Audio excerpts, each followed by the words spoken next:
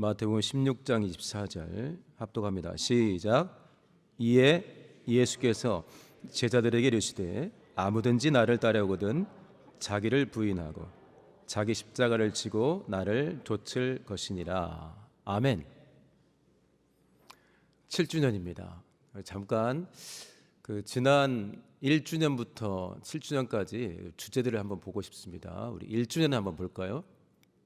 1주년 사진을 한번 보겠습니다. 자, 개혁 1주년 때 저희가 동행 그랬습니다. 동행. 기억나십니까? 자, 2주년 한번 볼까요? 우리에게 이김을 주시는 하나님께 감사. 1년 만에 안 끝나고 2년 때 우리가 저렇게 감사 예배를 했습니다. 3년 차. 자, 한번 읽어볼까요? 시작. 나의 변화, 우리의 개혁, 건강한 교회. 지금도 아멘이 되는 말씀이죠. 자, 그 다음 볼까요? 코로나가 아주 극성일 때 21년입니다. 예수를 담다, 행복을 내 안에 담다, 우리 안에 담다. 그 다음 보겠습니다. 5년차 때 이때도 마찬가지로 거리두기가 한참이었습니다. 사랑으로 함께 가는 이 길. 그때 저희가 정말 많이 힘들지 않았습니까? 개혁도 힘든데 코로나까지. 자, 그 다음 보겠습니다. 6년 읽어볼까요? 시작. 개혁은 부르심이었고 부르심을 우리가 순종으로 선택한 거죠. 선택이 아닌 순종으로. 7년 차 볼까요? 7주년 시작. 제가 더 큰 은혜 하겠습니다. 더 큰 은혜, 더 큰 은혜. 감사합니다. 3월 17일 7시에 제가 이제 설교자로 정해져서 보통은 한 3주 전쯤 저희가 알게 됩니다. 한 달 전이니까. 딱 7주년이기에 개혁 관련해서 어떤 내용을 우리 성도님들과 함께 나눠야 될까 생각하면서 다른 날도 이 마태복음 16장을 찾았는데 24절을 다시 한번 찾기로 했습니다. 원래 고린도후서 4장 15절 말씀이 더 큰 은혜, 더 큰 감사와 해당되는 주제 성구인데 그것도 있고요. 그래서 제가 대신 저는 이제 어떤 마음을 가지고 이것을 우리 성도님들과 맞이할까 해서 마태복음 16장 24절을 골랐습니다. 성도님들, 누군가가 정말 훌륭한 목회자, 정말 헌신된 직분자를 만나서 그와 함께 동행하면서 같이 예배하고 일주일에 한 번 정도 만나는 것이 아니라 거의 매일 만나서, 사도행전에 보게 되면은 초기 교회 성도님들이 매일 만난 것처럼 되어 있습니다. 그렇지 않은 분들도 있었겠지만 가능하신 분들은 매일 만났어요. 만났는데 그 안에 정말 훌륭한 사역자, 와, 정말 이런 직분자가 세상에 있는가 하는 직분자랑 매일 만나서 같이 이야기하고 삶을 나누면 얼마나 신앙생활이 재미도 있고 변화가 될까요?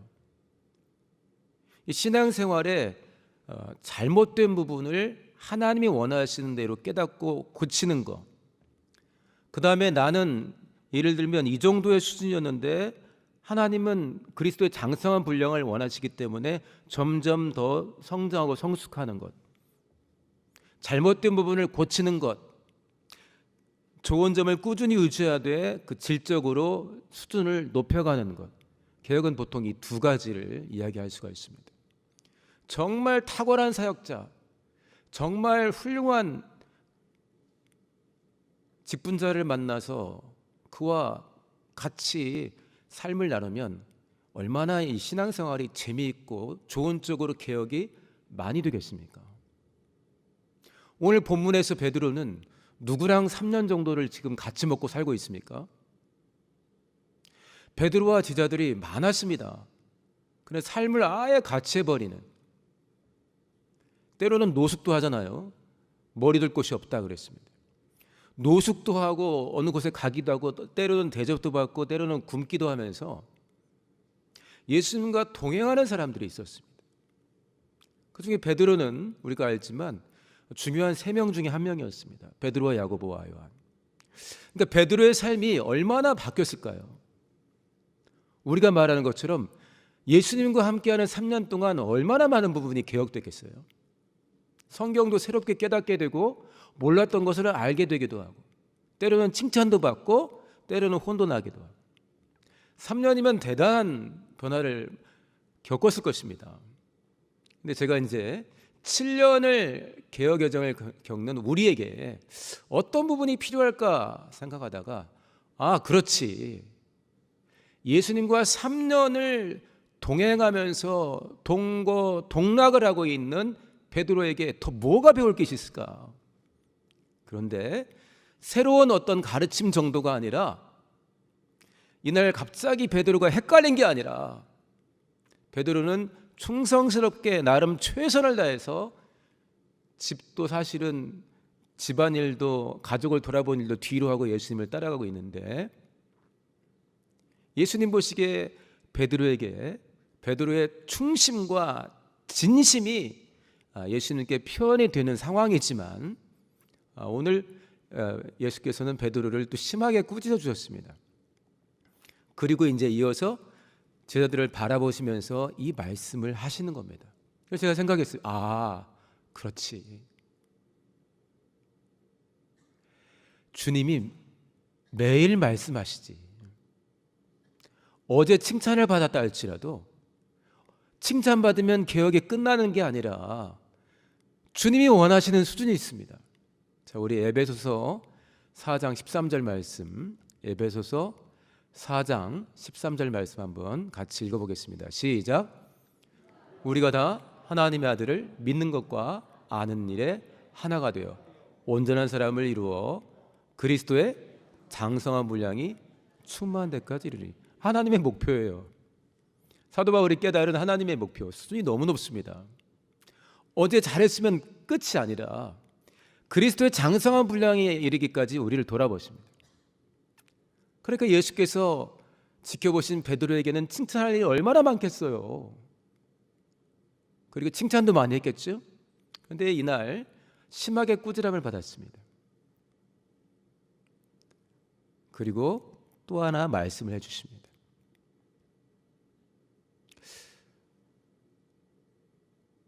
누군가가 이런 말을 했죠. 개혁교회는 매 순간 개혁되어진다. 왜냐? 누구를 따라가는 거냐면 살아계신 하나님을 따르기 때문에 그렇습니다. 개혁에는 여러 가지 목표가 있습니다. 우리 성락교회 개혁에도 여러 가지 목표들이 있습니다. 이미 달성된 목표도 있습니다. 간절히 기다리는 목표도 있습니다. 그러나 개혁의 핵심은 뭡니까? 3월 달의 주제처럼 예수님을 닮아가는 겁니다. 우리 중에 누가 나는 예수님의 장성한 분량에 이르렀다고 할 수가 있겠습니까? 성가대가 노래한 것처럼 그럼 교만한 거겠죠. 우리는 가난한 심령, 낮은 자의 마음을 계속 구하면서 주님의 부르심을 따라가고 있습니다. 주님은 우리를 그리스도의 장성한 분량에 이르게 하기 위해서 어제까지 잘했어도 오늘 또 부르십니다. 그리고 더 높은 단계로 이끄시기도 하고 오늘처럼 베드로를 꾸짖기도 하시고 우리를 꾸짖기도 하시는 것입니다.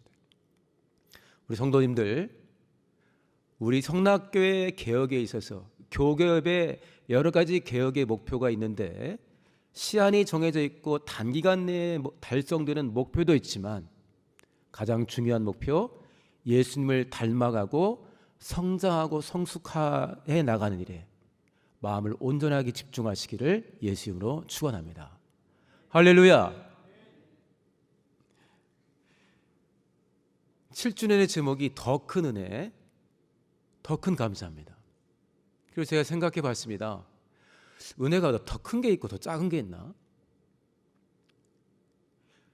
정식으로 안수받은 안수집사님들은 더 큰 은혜를 받고 일정한 이유 때문에 일정한 시기 동안 호칭 안수집사라는 공식 명칭을 받는 사람들은 은혜가 더 적습니까? 목사는 은혜를 많이 받고 목양사님은 은혜를 적게 받습니까? 예수님이 어제는 은혜를 많이 주셨고 오늘은 은혜를 적당히 주십니까? 아닙니다. 예수님은 어제나 오늘이나 영원토록 동일하시고 우리가 죄인 되었을 때 이미 우리 대신 죽어주셨습니다. 그러니까 예수님의 은혜는 더 크고 더 작은 게 없습니다. 그러면 어떨 때 은혜가 더 커지고 그래서 그 큰 은혜에 대해서 더 크게 감사할 수가 있을까요? 제가 한 3가지 정도를 생각해 봤습니다. 첫 번째는 그 은혜 주시는 분이 누구신가를 우리가 깊이 알아가고 체험하면 하나님이 주신 거구나. 하나님이 주신 거라는 걸 알고 있어요. 근데 그 하나님이 어떤 분인가를 우리가 알아가게 될 때 우리는 그 은혜에 더 크게 감사할 수가 있고 이게 얼마나 큰 은혜인가를 우리가 생각할 수가 있는 것입니다. 본문의 말씀을 베드로와 제자들이 처음 했을 때 기억하고 있습니다. 나중에 예수님이 죽으시고 부활하시고 승천하신 뒤에 이 말씀을 서로 나누면서 기록되고 중요하게 편집해 나갈 때는 얼마나 더 이게 크게 다가왔을까요? 그때 안 꾸짖었으면 큰일 날 뻔했어. 좋은 게 좋은가라고 매번 넘어갔으면 어떨 뻔했어. 세상에 하나님이 우리랑 3년을 같이 먹고 주무시고 같이 놀아주시고 물고기 잡고 때로 헤엄도 치고 전도여행 가고 한 거야. 얼마나 이게 깜짝 놀랄 만큼 영광스럽습니다. 우리 개혁 성도님들, 바로 오늘 하나님이 내게 부어주셨던 은혜, 그리고 오늘 내게 또 허락하시는 은혜가 시간이 흐를수록 커져야 됩니다. 할렐루야. 1주년보다 2주년이, 그리고 시간이 흘러 7주년이 하나님을 알아가고 하나님을 사랑하는 분량이 커질 수밖에 없습니다. 정상적으로 예수님을 따라가면서 배웠다면. 예수님을, 하나님을 알아갈수록 우리는 그분에게서 나온 은혜가 값지게 느껴지는 것입니다. 할렐루야. 작년 10월 종교개혁 기념주일에도 이 말씀을 인용을 했는데, 우리가 2017년 이후로 가끔 인용하는 독일의 매우 순교한 우리 선배가 있죠. 보언회퍼라고. 그분이 나를 따르라는 제목의 책에서 이런 표현을 했습니다. 교회에 진짜 끈질기고 정말 지겨운 적이 있는데, 숙적이죠. 숙적이랍니다. 교회에 숙적이 있다. 교회 망가뜨리고 결국은 시간 지나면 문제 일으키는 숙적이 있다는 거예요. 누굽니까? 바로 전데. 어떤 저죠? 대충 은혜 받은 사람. 값싼 은혜가 교회의 숙적이다. 하나님을 적당히 아니까 그분의 선물이 적당히 보이는 거예요. 별것도 아닌 거 가지고. 솔직히 우리가 어떤 일이 벌어질 때 감사할 수 있는 유효기간이 굉장히 짧더라고요. 어떤 성도님 만났는데 자기가 1년 내내 기도하던 게 이루어졌어요. 정말 좋은 일이에요. 근데 한 달 정도 지나니까 이거는 이분 삶에서는 기본값이 돼버렸어요. 이미 이루어졌으니까. 그러니까 뭐 별로 흥분도 안 하고 1년 내내 그 기도하면서 이것만 응답되면 얼마나 좋을까. 다른 소원이 없겠다 이런 거였는데 응답됐어요. 기도한 대로. 근데 한 달 지나니까 이건 그분에게는 이미 자기 소유물이 된 거예요. 이제. 그러니까 뭐 다른 일, 별거 아닌 같은 일도 폭발하기도 하고 짜증도 냅니다. 더 큰 은혜, 더 비싼 은혜, 하나님의 사랑과 그 은혜가 내게 오는 과정에서 하나님이 치르신 큰 대가. 근데 그분이 어떤 분이냐? 영광의 하나님이다. 이걸 알면 알수록, 하나님의 크심을 알수록 그에게서 나오는 은혜를 우리가 크게 받을 수가 있는 겁니다. 할렐루야. 우리 성도님들, 더 큰 은혜, 시간이 흐를수록 하나님에게서부터 나온 선물과 은혜를 더 크고 영광스럽게 발견하시기를 예수님을 축원합니다. 우리는 이 일의 전문가가 되어야 됩니다. 하나님의 은혜. 우와, 그렇지, 하나님이 약속하신 거예요. 이것이 얼마나 크고 영광스러운가를 확인하고 기뻐하고 즐거워할 수 있는 전문가, 그게 개혁성도입니다.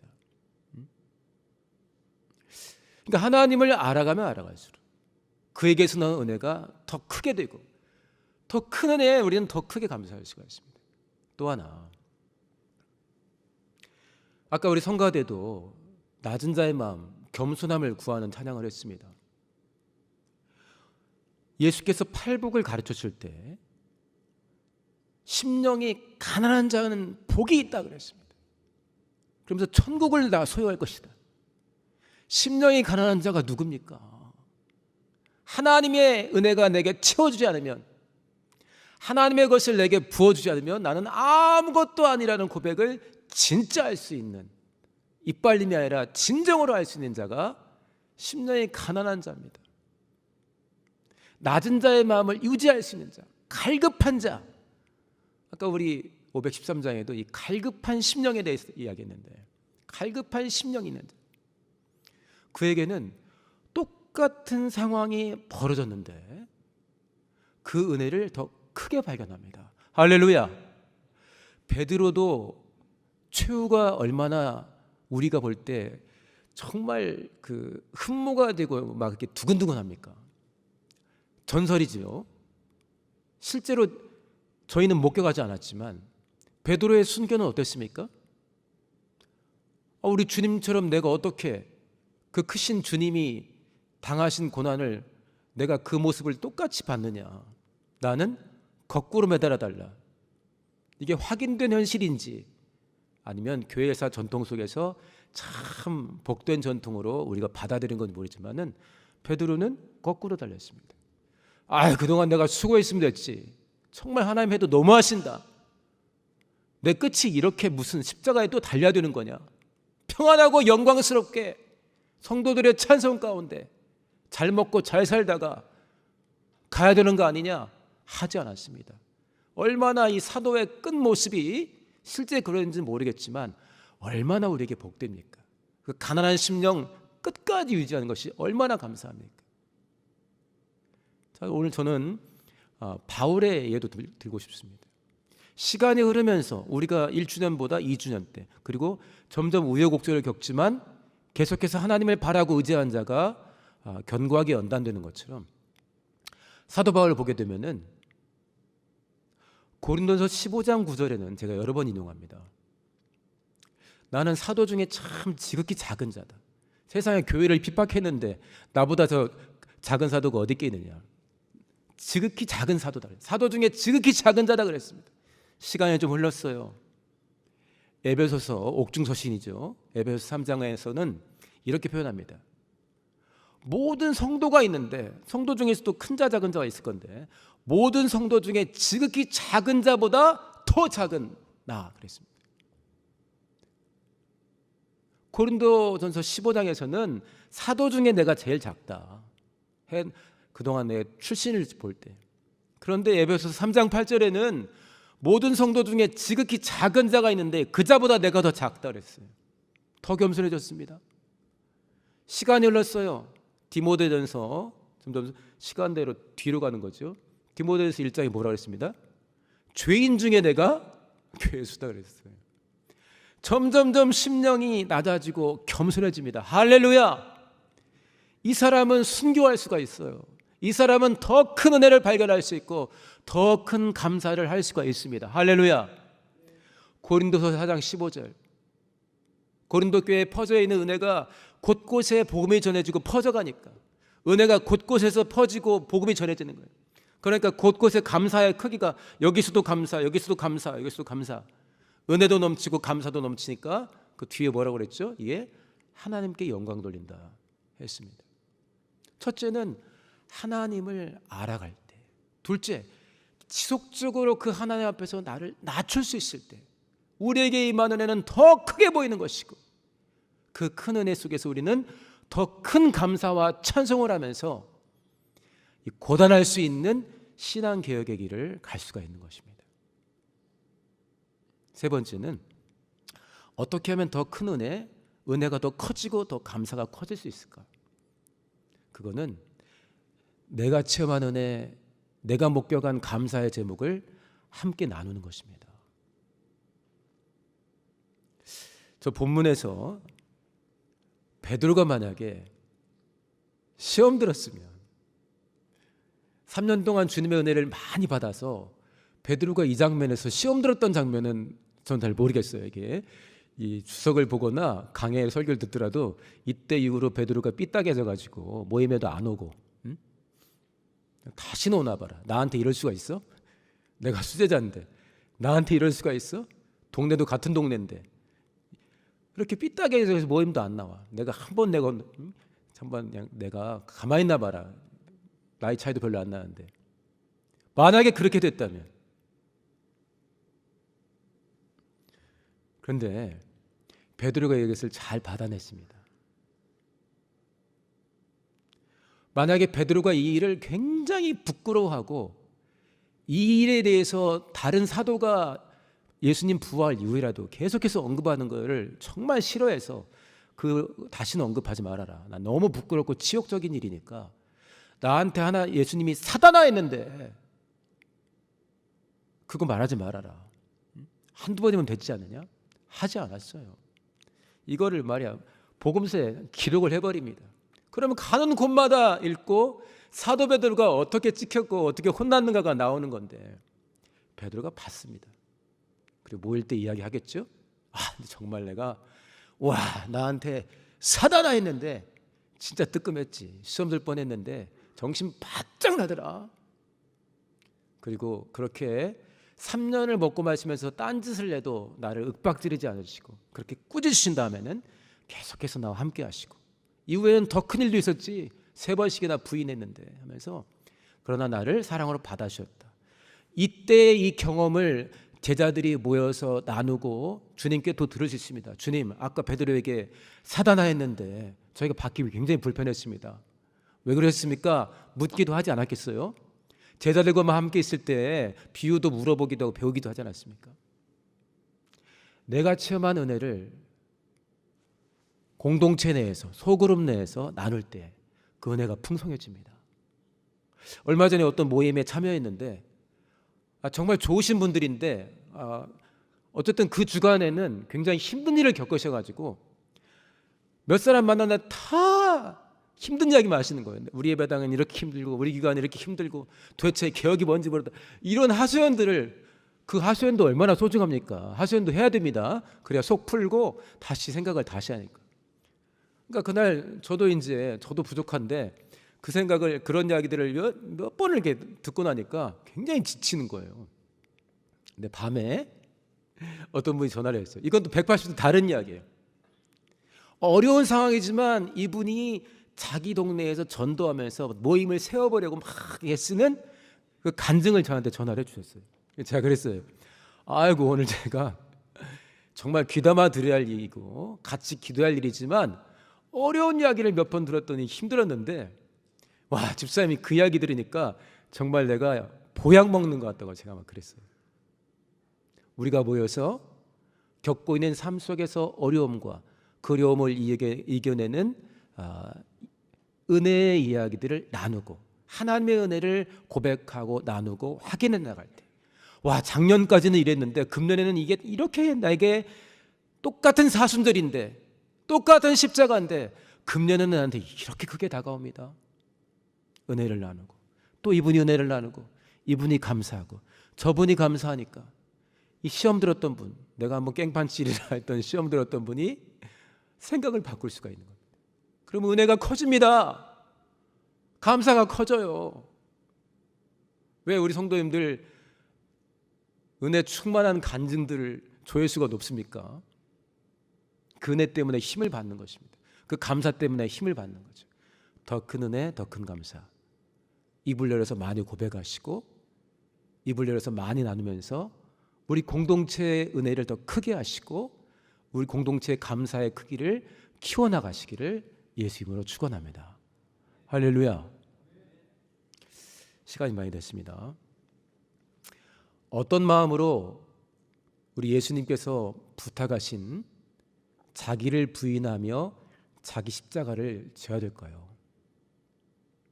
지난주 오늘의 양식을 듣는데 우리 공동체에서 제일 연소한 사역자입니다. 그 사역자가 이제 오늘의 양식을 썼는데 제목이 내 삶의 운전대예요. 내 삶의 운전대. 그래서 마지막에 오늘도 내가 내 삶의 운전대를 주님께 맡깁니다, 이렇게 표현했습니다. 아무든지 나를 따라오려거든 자기를 부인하고, 우리 성도님들 자기를 부인하는 걸 다 아시지 않습니까?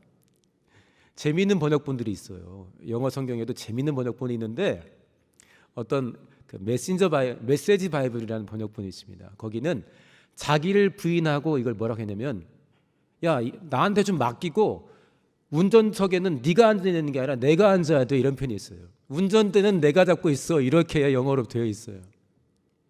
그러니까 우리 그 젊은 사역자는 내 삶의 운전대라는 제목의 오늘의 양식을 썼습니다. 물론 본문은 마태복음이 아니었고 갈라디아서에 있습니다. 아무든지 나를 따르거든 자기를 부인하고 네 마음대로 살지 말고 운전대는 나한테 맡기고 자기 십자가를 지고. 십자가가 뭔가요? 이런 죄와 연약하면 내가 십자가에 달리면 못 내려오는 것처럼 작심하고 끝내버리겠다는 결단과 함께 십자가는 죽음에 이르는 고통입니다. 그런데 예수님이, 그 좋으신 분이, 우리를 생명의 부활로 이끄시는 분이 나를 따라오려거든 자기를 부인하고 자기 십자가를 지고 나를 따라오라 그랬어요. 예수님이 원하시는 대로 삶을 택하고 고난이 있더라도 자기 십자가를 지고 주저앉으라가 아니라 자기 십자가를 지고 나를 따르라. 우리 성도님들 기억하십니까? 고린도후서 4장 17절인가요? 너희가 잠시 겪는, 기억해 보세요, 잠시 겪고 있는 환난에 경한 것이, 겪어봤자 인생길에 겪는 거기 때문에 잠시다. 잠시 겪는 환난에 경한 것, 가벼운 것, 별거 아닌 것이 지극히 크고 영원한 영광에 중한 것을 이룬다 그랬습니다. 로마서 5장에서 바울은 고백합니다. 이렇게 은혜 받았으니 내가 감사한데 환난 가운데도 내가 즐거워한다. 왜냐?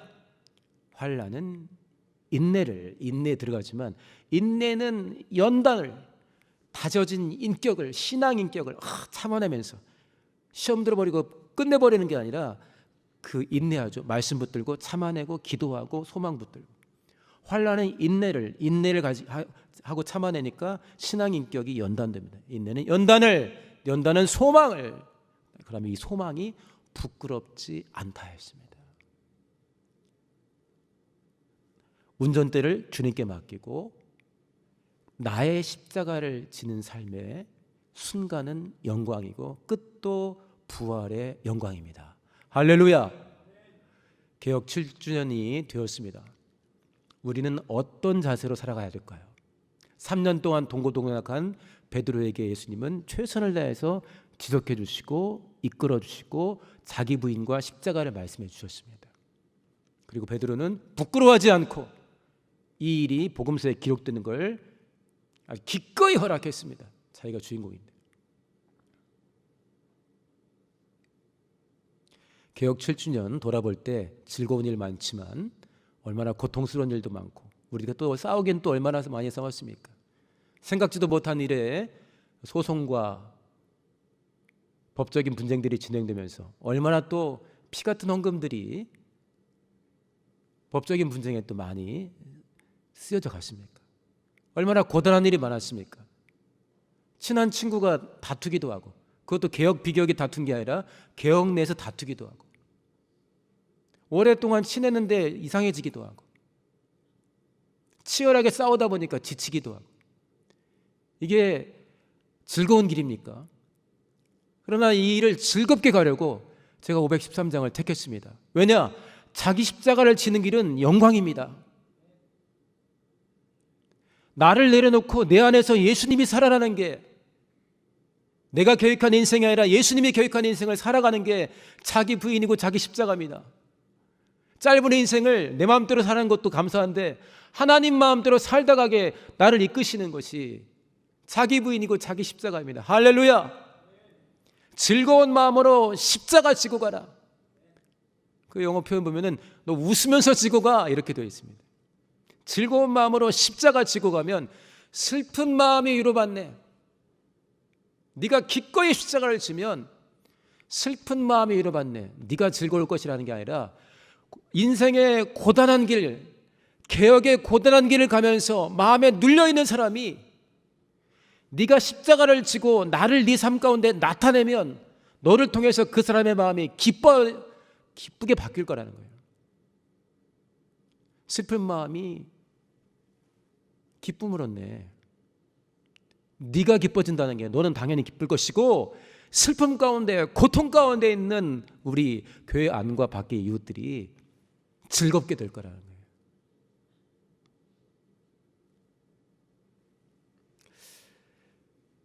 (1년차) 때 우리가 겪었던 몇 장면을 사진으로 보고 기도하겠습니다. 특별히 기억나는 것은 20cm의 철문이죠. 저는 그때 몸이 많이 안 좋았기 때문에 보호를 많이 받고 현장에 늦게 나왔는데요. 나중에 현장을 보고 사진으로 봤습니다. 그때 우리가 예배하고자 그렇게 상상하지도 못했던 방해가 있었지만 어떻게 우리가 뚫고 들어왔습니까? 어떻게 그 철문을 녹이기도 하고 부수기도 했습니까? 너를 부인하고 너의 십자가를 지면서 나를 따라오라는, 찬송하고 감사하며 나를 따라오라는 주의 큰 명령이, 사랑 가득한 명령을 이루는데 혹시나 내 안에 어떤 방해가 있는가를 살펴보시고, 또 특별히 오늘 임직식이나 7주년 기념 10시 30분 예배 때 나를 향한 음성이 분명히 있을 텐데 진단을 잘 받아보시고, 그 말씀을 순종하는데 방해가 되는 벽이 있거든 우리가 뚫었던 것처럼 뚫어버리시기를 예수 이름으로 축원합니다. 자, 2017년 사진 한번 보겠습니다. 저게 이제 카타콤 예배죠. 우리가 4월 16일 부활주일 때 오후에 처음으로 예배를 했고요. 23일 날은 드디어 우리가 많은 방해 가운데 주일 예배를 여기서 시작했습니다. 그리고 2주 후에 저쪽에서 불을 다 꺼버렸죠. 그 다음 장면 볼까요? 저렇게 어두운 데서 예배합니다. 그 다음 장면, 네, 맞습니다. 저게 1년차 때 우리가 겪었던 일입니다. 그 다음 장면 볼까요? 6월 4일 날, 그 전에 무슨 일이 있었습니까? 비교역에서 예배 시간에 우리 많은 교역자, 특별히 목사님들이죠, 파면하는 것들을 박수하면서 진행했을 때 우리는 그렇게 하지 않겠다. 우리 성도들의 의견을 물어보겠다. 침례교회 사무처회, 교인총회 하겠다. 그래서 우리가 결정한 날이 저 날이었는데, 회중주의의 원칙이 실현되는 개혁총회를 누가 좋아하겠어요? 우리는 좋아하지만 싫어하는 사람들이 이렇게 막아놨었습니다. 그 다음 장면 볼까요? 저렇게 저거는 이제 저쪽이죠. 저쪽을 뚫고 들어오는 장면입니다. 그 다음 장면, 저거는 이제 우리 계단 중앙에 막아놨던 그 철문을 녹여버리고 있는 장면입니다. 그 다음 볼까요?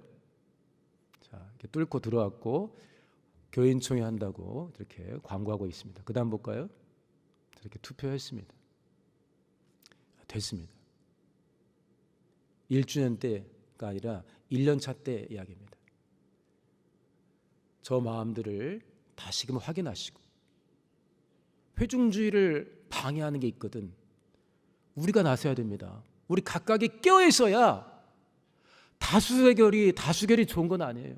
다수결이 얼마나 소중합니까? 다수 의견이. 그러나 깨어있지 못한 다수는 사삭이 씁니다. 저 교인총회를 기억하시면서 이후에 우리 안에 소위원회가 발동된다든지, 교인총회가 필요할 때 나는 믿음 충만한 성도로 참여하리라 다짐하셔야 되고, 내 안에 예배를 방해하는 요소가 있거든, 내 안에서 있거든, 다른 사람 때문에 방해가 되거든, 그 예배 방해 요소는 내가 뚫어버리리라.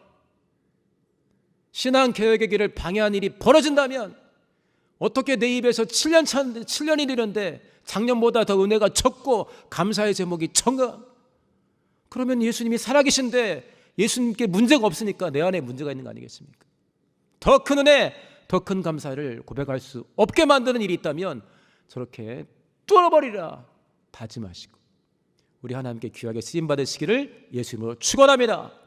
우리는 개혁의 여러 가지 목표들이 이루어졌을 때 행복한 것이 아니라, 3월 9일 날 우리가 직분자 전체 세미나 할 때 어떤 목사님이 그랬어요. 성도는 지금 행복한 사람입니다 그랬습니다. 할렐루야. 지금 행복하십니까? 오늘 행복하십니까? 지난 금요일에 가처분에서 우리가 이겼기 때문에 행복합니까? 그것도 우리에게 큰 기쁨을 줬습니다. 우리의 기쁨은 무엇입니까? 살아계신 하나님이 부활의 길로 우리를 한 걸음 한 걸음 이끌고 계시다는 것입니다. 그분의 소원대로 오늘 또 운전대는 주님께 맡기고 영광의 십자가를 큰 기쁨으로 치면서 주님, 나는 오늘 행복합니다. 내 안에 영광이 있습니다. 내 안에 봄날이 되었습니다. 내 안에 기쁨이 있습니다. 내 안에 주님을 향한 노래가 있습니다. 지금 오늘 다른 어떤 이유도 아니고 오직 주의 은혜 때문에 이렇게 감사하며 승리하는 모두가 되시기를 예수님으로 축원합니다. 기도하겠습니다. 기도할 때 하나님, 더 큰 은혜, 더 큰 감사라고 고백할 수 있는 사람이 바로 내가 되어야겠습니다. 하나님을 알아가며 높이고 시간이 흐를수록 베드로처럼 바울처럼 더 나를 겸손히 가난한 심령으로 낮추며 낮은 자리를 사모하며 갈급한 심령으로 주의 은혜를 더 크게 주님께 더 감사하시는 심령 되게 해달라고. 개혁 공동체를 이루고 있사오니 내가 참여하는 공동체에서 내가 받은 은혜를 나누며 감사를 나누며 내 어려움을 털어놓고 함께 기도하면서 은혜를 크게 하리라, 감사를 크게 하리라, 주와 동행하리라 다짐하는 하루하루 되게 해달라고 우리 주여 말하시고 동서로 기도합니다. 주여!